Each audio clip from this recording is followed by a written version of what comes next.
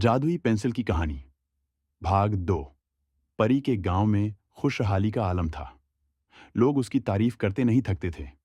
पर परी जानती थी कि जादुई पेंसिल को संभाल कर रखना उसकी बड़ी जिम्मेदारी थी।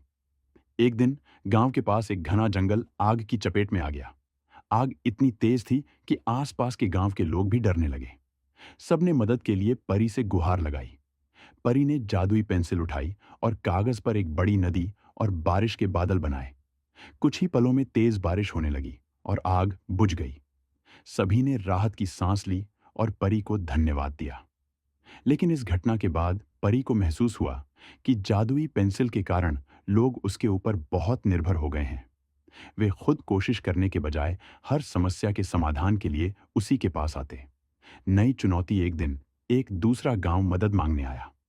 वहां भयंकर अकाल पड़ा हुआ था। परी ने उनकी मदद करने का सोचा, लेकिन बूढ़े व्यक्ति की बात उसे याद आई। इसका उपयोग केवल अच्छे कामों के लिए करना, लेकिन जिम्मेदारी से। परी ने पेंसिल से एक योजना बनाई, एक ऐसा तालाब जिससे पूरे गांव को पानी मिले। लेकिन इस बार उसने गांव वालों से कहा, मैं तालाब बना सकती हूं, लेकिन उसे भरने के लिए मेहनत तुम्हें करनी होगी।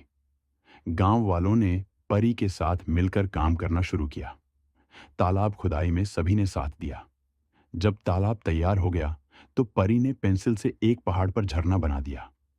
झरने से तालाब में पानी भर गया और उस गांव के लोग फिर से खुशहाल हो गए। लालच का दूसरा चेहरा, लेकिन परी की इस मदद की चर्चा दूर दूर तक फैल गई। एक राजकुमार को जादुई पेंसिल के बारे में पता चला। वह परी को अपने महल में बुलाना चाहता था, ताकि पेंसिल से सोना, महल और ऐशो आराम की चीजें बनाई जा सकें। राजकुमार ने सैनिकों को भेजा और परी को महल में बुलाया। परी ने साफ मना कर दिया, लेकिन सैनिकों ने जबरदस्ती करने की कोशिश की। तभी बूढ़ा व्यक्ति फिर से परी के सामने प्रकट हुआ। उसने परी से कहा, जादुई पेंसिल की असली शक्ति तुम्हारे अच्छे इरादों में है। कोई इसे छीन नहीं सकता, लेकिन तुम्हें अब इसे लौटाना होगा, ताकि यह किसी और की मदद कर सके। परी का फैसला। परी ने बिना झिझक पेंसिल बूढ़े व्यक्ति को लौटा दी। बूढ़े व्यक्ति ने मुस्कुराते हुए कहा, तुमने इसे सही तरीके से इस्तेमाल किया। अब यह किसी और जरूरतमंद के पास जाएगी। परी के पास अब जादुई पेंसिल नहीं थी, लेकिन उसने अपनी रचनात्मकता और आत्मविश्वास से काम करना जारी रखा। उसने बच्चों को चित्र बनाना सिखाया, गांव वालों को मेहनत करने की प्रेरणा दी और अपनी कला से लोगों की मदद करती रही।